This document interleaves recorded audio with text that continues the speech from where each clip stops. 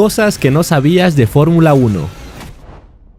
Algunos volantes de Fórmula 1 contenían uranio. ¿Sabías que a finales de los 90 y principios de los 2000 equipos como McLaren y Ferrari utilizaron uranio empobrecido como contrapeso dentro del volante?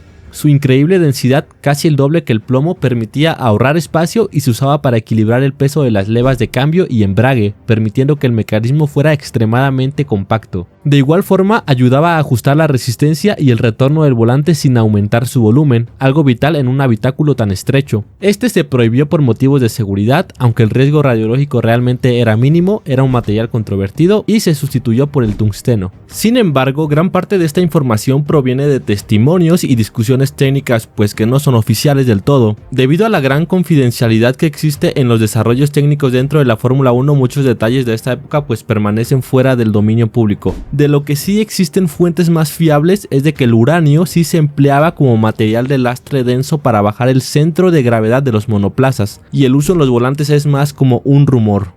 ¿Sabías que uno de los carros de Fórmula 1 se inspiró en cohetes V2 utilizados en la Segunda Guerra Mundial por alemanes? La genialidad del difusor soplado de 2010 a 2011, usar los gases del escape para aumentar el downforce, tiene un antecesor inesperado, el cohete V2 usado por alemanes. El ingeniero de Renault estudió los sistemas de guía por giroscopio del V2 que usaba escapes de gas para estabilizar el misil. Este principio de usar gases para control aerodinámico inspiró décadas después la idea del difusor soplado. Este equipo llevaba piloto automático en su carro de Fórmula 1. En 1994 la FIA descubrió que el equipo Benetton había usado un software de control de salida o launch control y un modo óptimo de cambio de marchas que actuaban como un piloto automático, a pesar de que dichos sistemas estaban prohibidos. El equipo argumentó que el software estaba instalado pero no activado, pero la investigación reveló que había sido utilizado en pruebas. Este escándalo, conocido también como el caso del software ilegal, ensombreció la temporada tras la muerte de Ayrton Senna. El equipo argumentó que el software estaba presente pero no activado durante las carreras y que requería una reconfiguración o recompilación del código para funcionar. La FIA no pudo probar definitivamente que el sistema se hubiera utilizado en carrera, por lo que no descalificó a Benetton del campeonato. Sin embargo, la investigación demostró que el software sí podía activarse sin necesidad de recompilar el código, contradiciendo la versión inicial del equipo. ¿Sabías que un Fórmula 1 no puede arrancar solo como un coche normal? Los monoplazas de la Fórmula 1 no llevan un motor de arranque interno para ahorrar peso y espacio, así que en boxes o en la parrilla los mecánicos deben conectar un arrancador externo directamente a la parte trasera de la caja de cambios. Durante años, si el motor se apagaba en pista, la carrera se terminaba ahí mismo porque el piloto no tenía forma de volver a encenderlo. Con la llegada de la era híbrida en 2014, algunos procedimientos permiten intentar un rearranque usando el sistema eléctrico del coche, pero no es algo garantizado ni inmediato y depende de que el sistema siga operativo tras el incidente. Además, desde los años 2000, todos los Fórmula 1 incorporan un sistema anti-stall que evita que el motor se cale en trompos o bloqueos bruscos, por lo que muchas veces el coche ni siquiera llega a apagarse cuando ocurre esto. Este equipo ganó 2 títulos sin tener el motor más potente, sino un tanque de gasolina que nadie más tenía. En 1982 y 1983, Renault y Ferrari dominaban con motores turbo mucho más potentes, pero el equipo de Brabham encontró una forma brillante para neutralizarlos. Diseñó el BT49 y luego el BT52 para arrancar las carreras con muchísimo menos combustible que el resto. ¿Cómo lo hacía? Porque Bernie Ecclestone había impulsado una regla que prohibía repostar, excepto que Brabham interpretó un vacío legal y practicaba paradas para reponer frenos mientras cargaba combustible ocultamente. El coche era más ligero, más rápido al inicio y cuando los demás iban pesados, ellos volaban. Finalmente la FIA se dio cuenta de esto y cerró el hueco reglamentario. Pero el daño ya estaba hecho, habían ganado un campeonato explotando una zona gris que nadie más había visto. Con esto enfriaban los neumáticos de la Fórmula 1. En la década de 1960 los compuestos de neumáticos eran tan sensibles al calor que algunos equipos intentaban mantenerlos en sombra o incluso tenían hieleras portátiles, donde los guardaban antes de montarlos, porque el sol y el asfalto caliente podían cocinar el caucho incluso antes de salir a pista, afectando su rendimiento en las primeras vueltas. No existía un control térmico sofisticado como el día de hoy, era un manejo casi artesanal del calor para evitar que el neumático comenzara degradado desde el pit lane.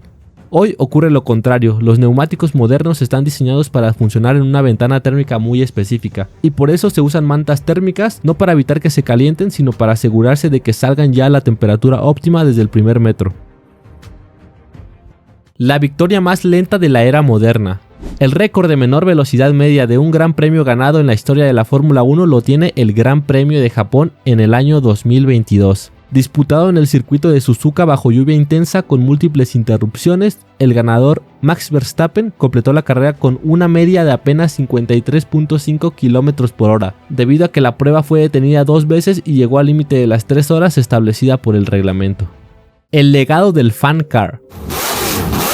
El Brabham BT46B, conocido como el Fan Car, representa uno de los misterios técnicos más debatidos. Diseñado por Gordon Murray en 1978, el coche utilizaba un ventilador gigante en la parte trasera. Oficialmente su función era la refrigeración del motor plano de Alfa Romeo, pero su propósito real era extraer el aire debajo del chasis y de esta forma crear un vacío artificial que generaba una carga aerodinámica increíble, incluso a bajas velocidades. Niki Lauda ganó el Gran Premio de Suecia con tal facilidad que el equipo retiró el coche voluntariamente para evitar sanciones políticas, marcando el fin de la era de la succión activa.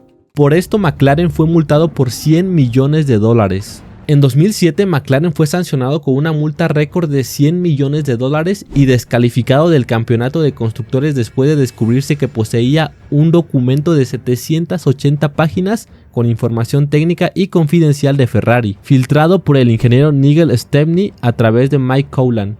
La FIA determinó que el material podía haber influido en el desarrollo del coche, marcando la sanción económica más grande hasta el momento. Este piloto chocó a propósito para que Fernando Alonso ganara la carrera. ¿Sabías que en el Gran Premio de Singapur 2008 ocurrió un evento conocido como Crashgate? Renault había instruido a Nelson Piquet Jr. para provocar deliberadamente un accidente que forzara la salida del coche de seguridad, estrategia que terminó favoreciendo la victoria de Fernando Alonso. El caso destapó uno de los episodios más polémicos de manipulación estratégica en pista y derivó en sanciones, expulsiones y la salida de figuras claves del equipo.